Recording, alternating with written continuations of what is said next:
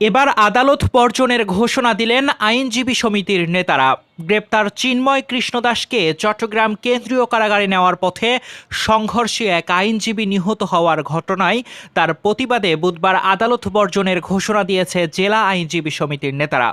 বুধবার চট্টগ্রামের কোনো আদালতে আইনজীবী সমিতির সদস্যরা কাজ করবে না বলে জানান সমিতির সভাপতি নিজামুদ্দিন চৌধুরী। আইনজীবী নিজামুদ্দিন বলেন, আইনজীবী সাইফুলকে মাথায় ধারালো অস্ত্রের আঘাতে হত্যা করা হয়েছে।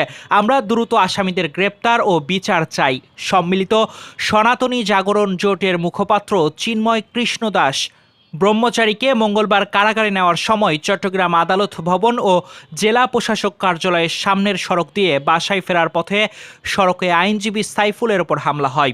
ঘটনাস্থলেই তার মৃত্যু হয়। এছাড়া এই হামলায় আরও 6 জন চট্টগ্রাম মেডিকেলে চিকিৎসা নিচ্ছেন বলে হাসপাতালের পরিচালক ব্রিগেডিয়ার জেনারেল তসলিম উদ্দিন জানিয়েছেন। দর্শক, এই ছিল আমাদের কাছে এখনকার মতো সর্বশেষ। পরবর্তী সংবাদ পেতে চোখ রাখুন আমাদের নিউজ টিভি বাংলার ফেসবুক পেজ এবং ইউটিউব চ্যানেলে। এতক্ষণ আমাদের সাথে থাকার জন্য ধন্যবাদ সবাইকে।